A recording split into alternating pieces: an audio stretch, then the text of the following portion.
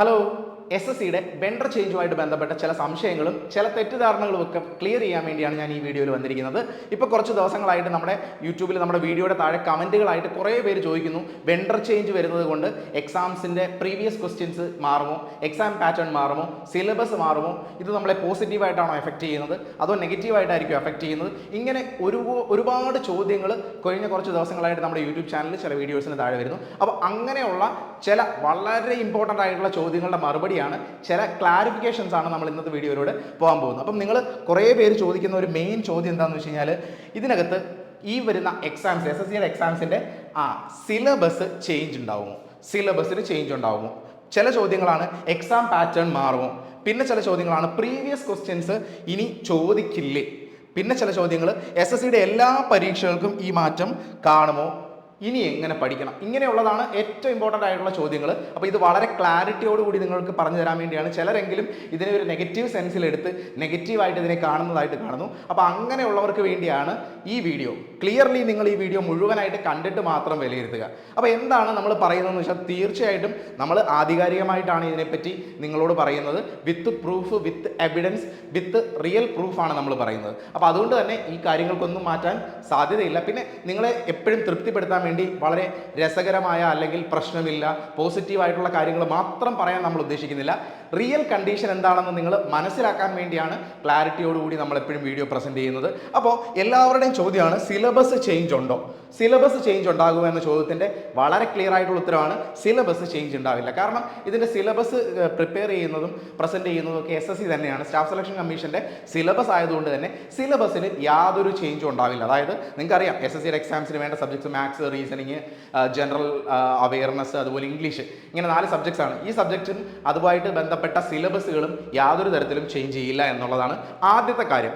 രണ്ടാമത്തത്, exam pattern മാറുമോ? എക്സാമിൻ്റെ പാറ്റേൺ മാറില്ല. കാരണം എക്സാം പാറ്റേണും ഡിസൈഡ് ചെയ്യുന്ന എസ് എസ് സി തന്നെയാണ്. ഫൈനലി ഇതിൻ്റെ ക്വസ്റ്റ്യൻസ് ക്രിയേറ്റ് ചെയ്യുന്ന, ക്വസ്റ്റ്യൻ ബാങ്ക് ക്രിയേറ്റ് ചെയ്യുന്നതാണ് മറ്റൊരു വെണ്ടർ. സോ എക്സാമിൻ്റെ പാറ്റേൺ മാറില്ല എന്നുള്ളതാണ്. അപ്പോൾ ഈ 2 ചോദ്യങ്ങളുടെ ഉത്തരം വളരെ ക്ലിയർ ആണ്. ഇത് രണ്ടും മാറില്ല. സിലബസ് ചേഞ്ച് ആവില്ല, എക്സാം പാറ്റേൺ മാറില്ല. പിന്നെ എന്താണ് മാറ്റം വരുന്നത്? ഇതാണ് എല്ലാവരുടെയും സംശയം. എക്സാം പാറ്റേൺ എന്നുള്ളത് എത്ര മാർക്കിന് എത്ര ചോദ്യങ്ങൾ വരും എന്നുള്ളതാണ് എക്സാം പാറ്റേൺ കൊണ്ട് ഉദ്ദേശിക്കുന്നത്. ഇനി ഇതല്ലാതെ ക്വസ്റ്റ്യൻസിൻ്റെ പാറ്റേൺ ഉണ്ട്. അത് വളരെ ഡീറ്റെയിൽ ആയിട്ട് പഠിക്കുന്നവർക്കാണ് ക്വസ്റ്റ്യൻസിൻ്റെ പാറ്റേൺ മനസ്സിലാക്കുന്നത്. കാരണം കുറച്ച് നാളുകളായിട്ട് സിലബസ് കംപ്ലീറ്റ് ചെയ്ത് ഡീറ്റെയിൽഡ് ആയിട്ട് പ്രോബ്ലംസ് ചെയ്ത് കൂടുതൽ ക്വസ്റ്റ്യൻസ് ചെയ്യുന്നവർക്കാണ് ഏതൊക്കെ ചോദ്യങ്ങളാണ് റിപ്പീറ്റ് ചെയ്യുന്നത്, ഏത് ഏരിയയിൽ നിന്നാണ് കൂടുതൽ ചോദ്യങ്ങൾ ചോദിക്കുന്നത് എന്നുള്ള ക്വസ്റ്റ്യൻസിൻ്റെ ഒരു പാറ്റേൺ ഉണ്ട്. സ്ഥിരമായിട്ട് ചോദിക്കുന്ന ഏരിയാസ് സിലബസിലുള്ളതാണെങ്കിൽ പോലും ചിലപ്പം ചില ഏരിയാസിൽ നിന്ന് ക്വസ്റ്റ്യൻസ് വരാറില്ല, വളരെ കുറച്ച് ക്വസ്റ്റ്യൻസേ വരാറുള്ളൂ. അങ്ങനെയുള്ള ക്വസ്റ്റ്യൻസിൻ്റെ പാറ്റേണിന് ഒരുപക്ഷെ മാറ്റം വന്നിരിക്കാം എന്ന് മാത്രമാണ് പറഞ്ഞത്. സിലബസ് മാറ്റമില്ല, എക്സാം പാറ്റേൺ മാറ്റമില്ല, ക്വസ്റ്റ്യൻസിന് ചോദിക്കുന്നതിൻ്റെ പാറ്റേണിന് ഒരുപക്ഷെ മാറ്റം വന്നിരിക്കാം. ഈ ഒരു കാര്യമാണ് പറയുന്നത്. ഇങ്ങനെയുള്ള കാര്യങ്ങൾ കേൾക്കുമ്പോഴൊന്നും നിങ്ങൾ നെഗറ്റീവായിട്ട് ഇതിനെ കാണേണ്ട ആവശ്യമില്ല. വളരെ പോസിറ്റീവായിട്ട് ഒരു മാറ്റം വരുന്ന സമയത്ത് തന്നെ ഒരു ജോലിക്ക് കയറാൻ പറ്റേണ്ടത് തന്നെയാണ്. ആ മാറ്റത്തിനനുസരിച്ച് നമ്മൾ ആദ്യം തന്നെ പഠിച്ചു പോയാൽ മതി. അല്ലാതെ ഈ കാര്യങ്ങൾ ഇങ്ങനൊന്നും അല്ല എന്ന് പറഞ്ഞ് നമ്മൾ നെഗറ്റീവായിട്ട് കാണാതെ ഇതിനെ പോസിറ്റീവായിട്ട് മാത്രം കണ്ടാൽ ഒരു മാറ്റവും ഇല്ല, ഇങ്ങനെ തന്നെ പഠിച്ചാൽ മതി എന്ന് വിചാരിച്ച് നിങ്ങൾ പഠിച്ചാൽ ഒരുപക്ഷെ അത് നിങ്ങളെ പ്രശ്നത്തിലേക്കാകും. കാരണം പുതിയ മാറ്റം ഉൾക്കൊണ്ട് വേണം നമ്മുടെ പ്രിപ്പറേഷൻസ് എപ്പോഴും പോകാൻ. കാരണം എപ്പോഴും നമ്മൾ പറയുന്നൊരു കാര്യം, ഇത് സ്മാർട്ട് വർക്കിൻ്റെ എക്സാംസ് ആണ്, സ്മാർട്ട് വർക്കാണ്. അല്ലാതെ ബ്ലൈൻഡ് ആയിട്ട് ഒരു ഫാക്കൽറ്റീസ് പറയുന്നതും ഒരു ട്രെയിനർ പറയുന്നതും ആരും പറയുന്നത് മാത്രം വിശ്വസിച്ച് നിങ്ങൾ പഠിക്കരുത്. അന്ധമായിട്ടൊന്നും വിശ്വസിക്കരുത്. നിങ്ങൾ പ്രൂഫോടുകൂടി നിങ്ങൾക്കറിയുന്ന നിങ്ങളുടെ ലോജിക്ക് വെച്ച് മാത്രം ഈ കാര്യങ്ങളെ പറ്റി നിങ്ങളൊരു സ്ട്രാറ്റജി ഉണ്ടാക്കിയത്. അങ്ങനെയുള്ളവർക്ക് മാത്രമാണ് ഇങ്ങനെയുള്ള എക്സാംസ് ക്ലിയർ ചെയ്യാൻ പോകുന്നത്. അതുകൊണ്ടാണ് ഞാൻ ഇത്രയും ഡീറ്റെയിൽ ആയിട്ട് പറയാൻ പോകുന്നത്. ഇനി അടുത്ത ചോദ്യം, പ്രീവിയസ് ക്വസ്റ്റ്യൻസ് ഇനി ചോദിക്കില്ലേ? ഇതാണ് ഒരുപാട് പേർക്കുള്ള സംശയം എന്ന് പറയുന്നത്. പ്രീവിയസ് ക്വസ്റ്റ്യൻസ് ഇനി ചോദിക്കില്ലേ? അല്ലെങ്കിൽ ഇത്രയും നാൾ TCSന്റെ ബുക്സ് വെച്ചിട്ട്, പിനാക്കലിൻ്റെ ബുക്കുകളും മറ്റ് ബുക്കുകളൊക്കെ വെച്ചിട്ട് നിങ്ങൾ പ്രിപ്പയർ ചെയ്തിരുന്ന ആൾക്കാരാണ്. ഇതൊക്കെ ഇനി എന്ത് ചെയ്യും? അതൊന്നും ഇല്ലാതെ എങ്ങനെ പ്രിപ്പയർ ചെയ്യും എന്നൊക്കെ കുറേ പേര് കമൻറ്റ് ചെയ്യുന്നു. ഒരിക്കലും ഈ ബുക്കുകൾ കംപ്ലീറ്റ് ആയിട്ട് ഒഴിവാക്കണമെന്ന് ആരും പറഞ്ഞിട്ടില്ല. ഒരിക്കലും ഒഴിവാക്കാൻ പറ്റുകയുമില്ല. അപ്പോൾ എന്താണ് പറയുന്നതെന്ന് നിങ്ങൾ ആദ്യം മനസ്സിലാക്കുക. ഒന്നാമത്തെ കാര്യം, പ്രീവിയസ് ക്വസ്റ്റ്യൻസ് ഇനി ചോദിക്കില്ലേ എന്നുള്ള ചോദ്യത്തിൻ്റെ ഉത്തരം നിങ്ങൾക്ക് ഇവിടെ കണ്ട് തന്നെ മനസ്സിലാക്കാം. ഇവിടെ 16ാമത്തെ പോയിന്റ് നിങ്ങൾക്ക് കാണാം. Service provider shall ensure that the questions being submitted to the central system are unique to the best possible extent. Unique ആയിരിക്കണം ഇവിടെ പ്രസന്റ് ചെയ്യുന്ന ക്വസ്റ്റ്യൻസ് എന്ന് എടുത്തു പറയുന്നുണ്ട്. അപ്പോൾ ഈ ഒരു വാക്കിന്റെ അർത്ഥം എന്താണ്? യുണീക്ക് ആയിരിക്കണം, അതായത് മറ്റ് ചോദ്യങ്ങൾ, മറ്റ് എക്സാംസിന് ചോദിച്ച ചോദ്യങ്ങൾ അതേപടി പകർത്താൻ പാടില്ല എന്നാണ് ഉദ്ദേശിക്കുന്നത്. Unique to the best possible extent എന്ന് പറയാൻ കാരണം സിലബസും എക്സാം പാറ്റേണും ഒന്നും മാറിയില്ലാത്തതുകൊണ്ട് തന്നെ ഉറപ്പായിട്ടും ആ കംപ്ലീറ്റ്ലി യുണീക്ക് ആയിട്ട് ക്വസ്റ്റ്യൻ ഉണ്ടാക്കാൻ പറ്റില്ല എന്നുള്ള കാര്യം മനസ്സിലാക്കിയിട്ടാണ് unique to the best possible extent എന്ന് തന്നെ അവർ പറഞ്ഞിരിക്കുന്നത്. അതുകൊണ്ട് മനസ്സിലാക്കേണ്ട കാര്യം, ക്വസ്റ്റ്യൻസ് ചിലപ്പോൾ ഡയറക്റ്റ് ആയിട്ട് ഒരേ കൺസെപ്റ്റിലുള്ള ചോദ്യങ്ങൾ വരാം, റിപ്പീറ്റ് ചെയ്യാം. പക്ഷേ അതേ ചോദ്യം അതുപോലെ തന്നെ എടുത്ത് ചോദിക്കാൻ പാടില്ല എന്ന് മാത്രമാണ് പറഞ്ഞിരിക്കുന്നത്. അപ്പോൾ പ്രീവിയസ് ക്വസ്റ്റ്യൻസ് റിപ്പീറ്റ് ചെയ്യില്ലേ എന്ന് ചോദിച്ചാൽ ആ ക്വസ്റ്റ്യൻസ് അതുപോലെ തന്നെ റിപ്പീറ്റ് ചെയ്യാനുള്ള സാധ്യതയില്ല എന്നാണ് പറയുന്നത്. കാരണം എന്താണെന്ന് പറയാം, ഇപ്പോൾ നിങ്ങൾ എല്ലാവരും നന്നായിട്ട് എക്സാമിന് പ്രിപ്പയർ ചെയ്യുന്ന ആൾക്കാർ, SSCയുടെ CGL-ഓ CHSL-ഓ അല്ലെങ്കിൽ അങ്ങനെയുള്ള നല്ല പരീക്ഷകൾക്ക് പ്രിപ്പയർ ചെയ്യുന്ന ആൾക്കാരാണെങ്കിൽ നിങ്ങൾ പലപ്പോഴും നേരത്തെയുള്ള പല എക്സാംസിനും ചോദിച്ച കഴിഞ്ഞ 5 വർഷത്തെ ഗ്യാപ്പ് എടുത്താൽ കഴിഞ്ഞ 5 വർഷമായിട്ട് TCS തന്നെയാണ് എക്സാംസ് കണ്ടക്ട് ചെയ്തിരുന്നത്. അപ്പോൾ ആ സമയത്തുള്ള ക്വസ്റ്റ്യൻസ് വീണ്ടും വീണ്ടും വീണ്ടും റിപ്പീറ്റ് ചെയ്ത് വന്നതായിട്ട് നിങ്ങൾക്ക് എല്ലാവർക്കും കാണാം. ഒരുപാട് വട്ടം റിപ്പീറ്റ് ചെയ്തത്. അതുകൊണ്ട് തന്നെ നിങ്ങൾ ഈ സമയത്ത് ഇപ്പോഴൊക്കെ എക്സാം എഴുതുന്ന ആൾക്കാർ നിങ്ങൾ തന്നെ ഒരു സ്ട്രാറ്റജി ഉണ്ടാക്കി കാണും. കാരണം സ്ഥിരമായിട്ട് റിപ്പീറ്റ് ചെയ്യുന്ന ഏരിയാസ് നോക്കി കോൺസെൻട്രേറ്റ് ചെയ്ത് പ്രീവിയസ് ക്വസ്റ്റ്യൻസ് ലാസ്റ്റ് 5 വർഷത്തെ മാത്രം പഠിച്ച് റിസൾട്ട് ഉണ്ടാക്കിയിരിക്കുന്ന ഒരുപാട് സ്റ്റുഡൻസ് ഉണ്ട്. അപ്പോൾ അവരുടെ സ്ട്രാറ്റജി തന്നെ അങ്ങനെ അവർ സെറ്റ് ചെയ്തിട്ടുണ്ടാവും. അപ്പോൾ ആ സ്ട്രാറ്റജി, അതായത് ഞാൻ വീണ്ടും പറയുന്നു, ഇത് ഒരു തുടക്കക്കാരനെ സംബന്ധിച്ച് ബുദ്ധിമുട്ടുണ്ടാക്കുന്ന കാര്യമല്ല. ഇത് പഠിച്ച് കുറച്ച് ലെവലായി കുറച്ച് നിലവാരം പുലർത്തുന്ന എക്സാംസ് ക്ലിയർ ചെയ്യാൻ അടുക്കുന്ന ആൾക്കാർക്കാണ് ഇതിനെ സംബന്ധിച്ച് ഇമ്പോർട്ടൻസ്. ഇനി ആർക്കൊക്കെയാണ് ഇതിന് വലിയ രീതിയിൽ മാറ്റം ഉണ്ടാക്കാൻ പോകുന്നത്, ആരെയൊക്കെയാണ് ഇത് ബാധിക്കാത്തത് എന്നുകൂടി ഞാൻ പറയുന്നുണ്ട്, അത് ശ്രദ്ധിച്ചോളുക. അപ്പോൾ ഈ ഒരു പോയിന്റ് വളരെ ഇമ്പോർട്ടൻ്റ് ആണ്. Service providers shall ensure that the questions being submitted to the central system are unique to the best possible extent. ഇതെന്ന് പറയുന്നത് ആ വെൻഡർക്കുള്ള ചില നിർദ്ദേശങ്ങളാണ്. വെൻഡർ, അതായത് ഈ പറയുന്ന എക്സാം കണ്ടക്ട് ചെയ്യുന്ന വെൻഡർക്കുള്ള ആപ്ലിക്കേഷൻസും കാര്യങ്ങളും കൊടുക്കുമ്പോൾ SSC കൃത്യമായ നിർദ്ദേശങ്ങൾ കൊടുക്കും. അങ്ങനെയുള്ള നിർദ്ദേശത്തിന്റെ ഭാഗമായിട്ട് വന്ന 16ാമത്തെ പോയിന്റ് ആണ് പറയുന്നത് ക്വസ്റ്റ്യൻസ് യുണീക്ക് ആയിരിക്കും.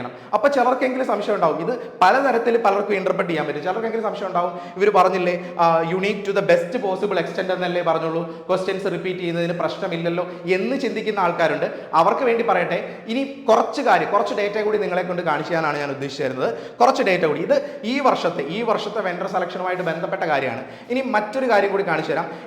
ഇതും ഈ വർഷം കാണുന്ന, ഈ വർഷത്തെ ഈ മുകളിൽ കാണിച്ചിരിക്കുന്നത് ഈ വർഷത്തെ വെൻഡറിന്റെ ആ ഒരു PDF ഉണ്ട്. PDF സംശയമുള്ള ആളുകൾക്ക് ദിശ അക്കാഡമിയുടെ ടെലിഗ്രാം ചാനൽ വഴിയൊക്കെ നിങ്ങൾക്ക് അവൈലബിൾ ആക്കാം. അപ്പോൾ ഇതിനകത്ത് പറഞ്ഞിരിക്കുന്ന ഇത് ഇൻഡെക്സ് പേജ് ആണ്. ഇൻഡെക്സ് പേജിൽ 3.1 എന്ന് പറയുന്നത് creation of questions and related കണ്ടന്റുമായിട്ട് ബന്ധപ്പെട്ട കാര്യമാണ് പറഞ്ഞിരിക്കുന്നത്. ഇതിന് താഴെ എഴുതിയിരിക്കുന്നത് ശ്രദ്ധിച്ചേ, full content of point number 3 page number 11 to 17 will be shared with the prospective bidders on submission of non-disclosure agreement as per Annexure 10.1 on the letterhead of the bidder. അതായത് questions ഉണ്ടാക്കുന്നതുമായിട്ട് ബന്ധപ്പെട്ട എല്ലാ കാര്യങ്ങളും ഓപ്പൺ ടെൻഡറിൽ ഡിസ്ക്ലോസ് ചെയ്തിട്ടില്ല.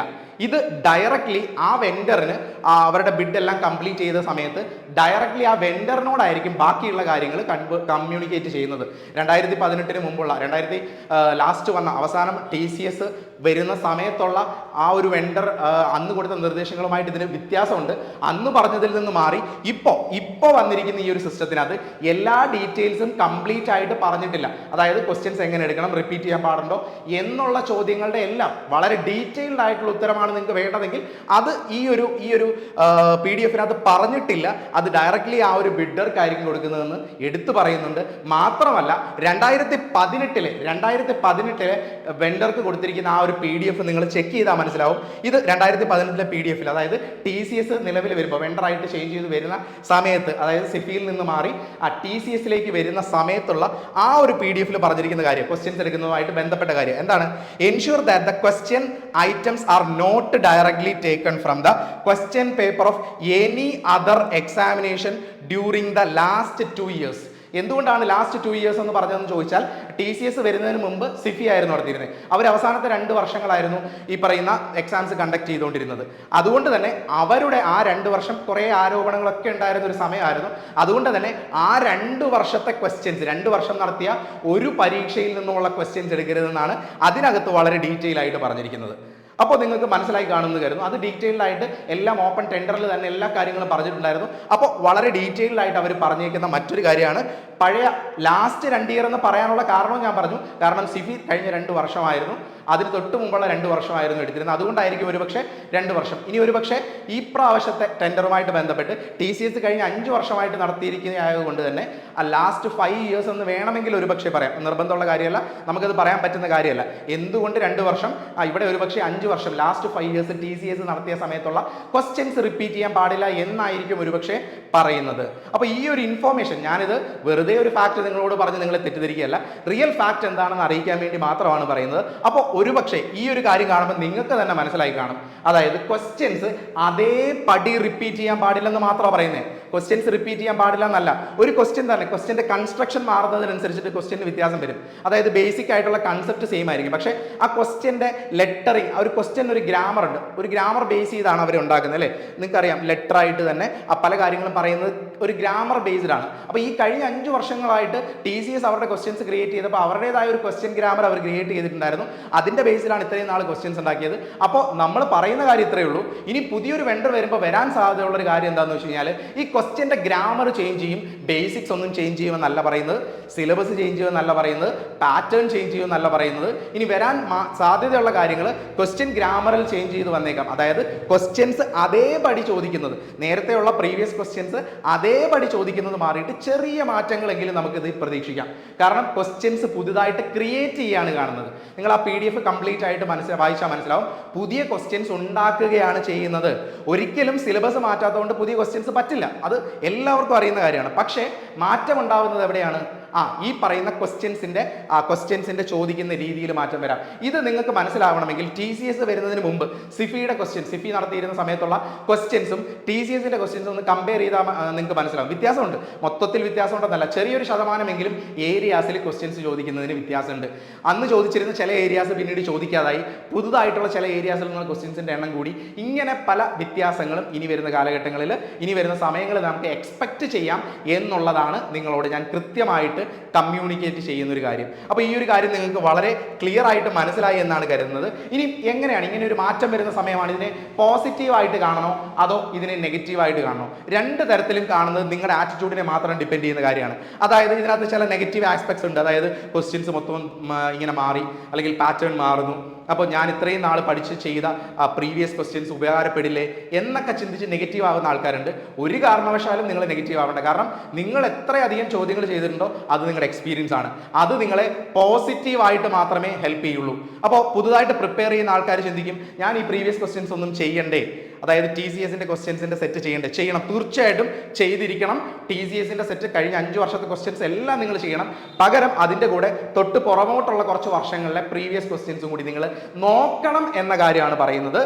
Previous questions അതുപോലെ ചോദിക്കില്ല എന്ന് മാത്രമാണ് പറയുന്നത്. പ്രീവിയസ് ക്വസ്റ്റ്യൻസ് ചോദിക്കും ഉറപ്പായിട്ടും. ഇനി ഏത് പരീക്ഷകളെയാണ് ഇത് ബാധിക്കാൻ പോകുന്നതെന്ന് ചോദിച്ചാൽ ഉറപ്പായിട്ടും ഇത് എക്സാമിന്റെ ഉള്ളിൽ വരുന്ന, സിലബസിന്റെ ഉള്ളിൽ വരുന്ന ക്വസ്റ്റ്യൻ പാറ്റേൺ, എക്സാം പാറ്റേണിനകത്ത് വരുന്ന ക്വസ്റ്റ്യൻ പാറ്റേണുമായിട്ട് ബന്ധപ്പെട്ട് വരുന്ന കാര്യങ്ങളാണ്. ഇത് സാധാരണയായിട്ടൊരു ബിഗിനറെ ഒരു കാരണവശാലും ബാധിക്കാൻ സാധ്യതയില്ല. കാരണം അവർ കൺസെപ്റ്റുകൾ പഠിക്കുന്നേ ഉള്ളൂ. പക്ഷേ കുറച്ച് വർഷങ്ങളായിട്ട് പഠിച്ചുകൊണ്ടിരിക്കുന്ന ആൾക്കാർ അവർ എക്സാമിനോട് അടുത്ത് ക്ലിയർ ചെയ്യാറൊക്കെ ആയവരായിരിക്കും. അവരുടെ സ്ട്രാറ്റജിയിൽ മാത്രം വരുത്തേണ്ട ചില മാറ്റങ്ങൾ, അതായത് അവർ ചിലപ്പം ലാസ്റ്റ് കുറച്ച് വർഷത്തെ TCSന്റെ മോക്ക് ടെസ്റ്റുകളും എക്സാംസും മാത്രമായിരിക്കും എഴുതി പ്രാക്ടീസ് ചെയ്യുന്നവർ. അങ്ങനെയുള്ളവർ ശ്രദ്ധിക്കാൻ വേണ്ടിയാണ് ഈ ഒരു കാര്യം പറയുന്നത്. പ്രത്യേകിച്ചും SSCയുടെ വളരെ കോമ്പറ്റീഷൻ ഉള്ള CGL, CHSL പോലെയുള്ള പരീക്ഷകളെ ഉദ്ദേശിച്ചാണ് ഈ കാര്യം എടുത്തും പറയുന്നത്. കാരണം വളരെ കോമ്പറ്റീഷൻ കൂടുതലായതുകൊണ്ട് ആ ഒരു മാർക്ക് സ്കോർ ചെയ്യുക, ഒരു ചെറിയ മാർക്ക്, വളരെ ചെറിയൊരു മാർക്ക് സ്കോർ ചെയ്യുന്നതിനും അത്രത്തോളം ഇമ്പോർട്ടൻസ് ഉണ്ട്.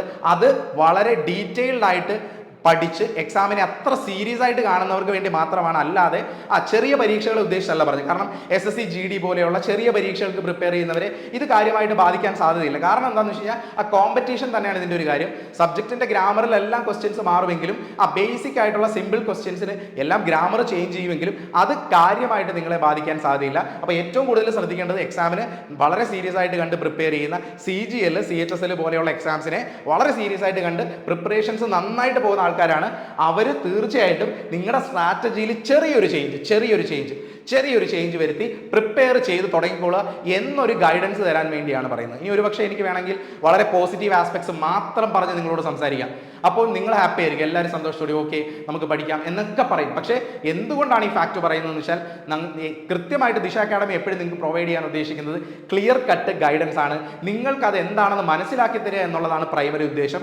നിങ്ങൾ ഈ എക്സാമിനെ കൃത്യമായിട്ട് ഹാൻഡിൽ ചെയ്യാൻ പഠിക്കുക, അതിനുള്ള എബിലിറ്റി നിങ്ങൾക്ക് ഉണ്ടാക്കുക എന്നുള്ളതാണ് നമ്മുടെ ഉദ്ദേശം. അല്ലാതെ മിസ്ലീഡിംഗ് ആയിട്ടുള്ള ഒരു ഇൻഫർമേഷൻസ് നിങ്ങൾക്ക് പ്രൊവൈഡ് ചെയ്യുന്നില്ല. വളരെ ക്ലിയർ കട്ട് ഇൻഫർമേഷൻ ആണ് ഇതിനെ. അപ്പോൾ നിങ്ങൾ എല്ലാവരും എങ്ങനെയാണ് കാണേണ്ടത്? വളരെ പോസിറ്റീവായിട്ട് കണ്ടുകൊള്ളുക.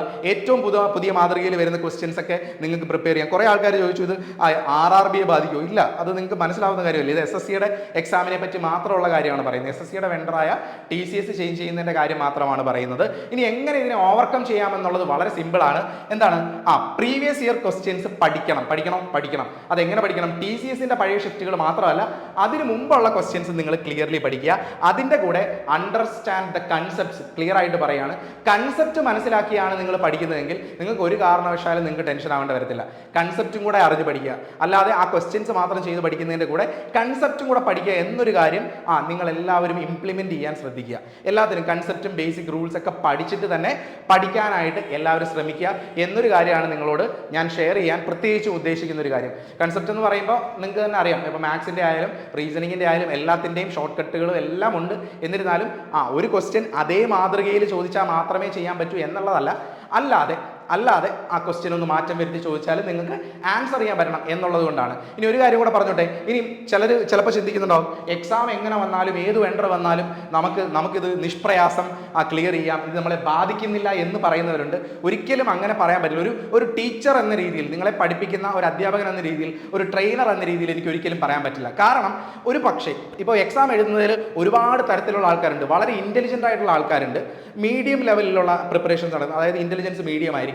അവർ നന്നായിട്ട് വർക്ക് ചെയ്തായിരിക്കും റിസൾട്ട് ഉണ്ടാക്കുന്നത്. അപ്പോൾ വളരെ ഇൻ്റലിജൻ്റ് ആയിട്ടുള്ള ആൾക്കാരെ ഒരുപക്ഷെ ഇങ്ങനെയുള്ള പാറ്റേൺ ചേഞ്ച് ഒരു പക്ഷേ ബാധിക്കേക്കില്ല.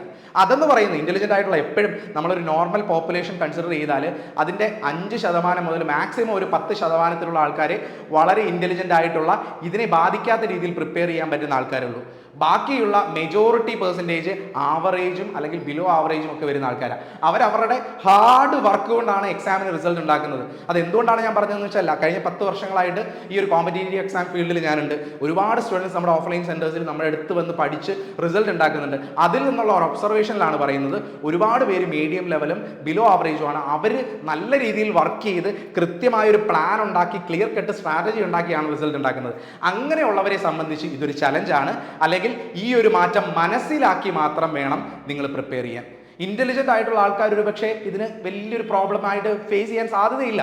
അപ്പോൾ നിങ്ങൾക്ക് ഇത് പറയുന്നത് മനസ്സിലാവുന്നുണ്ടെന്ന് കരുതുന്നു. നിങ്ങളൊരു ആവറേജ് സ്റ്റുഡൻ്റ് ആണ്, അല്ലെങ്കിൽ പഠിക്കാൻ വളരെ സ്ട്രഗിൾ ചെയ്ത് മാക്സിമം വർക്ക് ചെയ്താണ് റിസൾട്ട് ഉണ്ടാക്കുന്നത് എന്നുണ്ടെങ്കിൽ ഉറപ്പായിട്ടും ഈ ചേഞ്ചിനെ ഉൾക്കൊണ്ട് നിങ്ങളുടെ പ്ലാൻസിൽ ചെറിയ മാറ്റങ്ങൾ വരുത്തി തന്നെ പ്രിപ്പയർ ചെയ്യണം. ഇല്ലെങ്കിൽ പിന്നീട് ഇപ്പോൾ ഹാപ്പിയാണ്, ഇപ്പോൾ പോസിറ്റീവായിട്ട് കണ്ടു, ഇതിൻ്റെ നെഗറ്റീവ് ആസ്പെക്ട് ഞാൻ ചിന്തിക്കുന്നില്ല എന്നൊക്കെ പറഞ്ഞ് എക്സാം വരുമ്പോൾ നിങ്ങൾ വീണ്ടും ടെൻഷൻ ആവുന്ന അവസ്ഥ ഉണ്ടാവരുത്. അതുകൊണ്ടൊരു വാർണിംഗ് ആയിട്ട് മാത്രം കാണുക. വളരെ പോസിറ്റീവായിട്ട് ഈ ചേഞ്ചിനെ അക്സെപ്റ്റ് ചെയ്യുക, അതിനനുസരിച്ച് ചേഞ്ച് വരുത്തുക. ഈ വർഷം തന്നെ നിങ്ങൾക്ക് അടുത്ത എക്സാം തന്നെ ക്ലിയർ ചെയ്യാൻ സാധിക്കട്ടെ എന്ന് പറയുന്നു. അപ്പോൾ ഈ പറഞ്ഞ ഇൻഫോർമേഷൻ നിങ്ങൾക്ക് എല്ലാവർക്കും മനസ്സിലായെന്ന് കരുതുന്നു. ഇനി ഇതുമായിട്ട് ബന്ധപ്പെട്ട സംശയങ്ങൾ എന്തെങ്കിലും ഉണ്ടെങ്കിൽ നിങ്ങൾക്ക് താഴെ കമൻറ്റ് ചെയ്യാം. അതിനുള്ള ഉത്തരങ്ങൾ നിങ്ങൾക്ക് എല്ലാവർക്കും തരുന്നതാണ്. അപ്പോൾ വളരെ പോസിറ്റീവായിട്ട് ഈ വർഷം തന്നെ പ്രിപ്പറേഷൻ കണ്ടിന്യൂ ചെയ്യുക. Okay, thank you.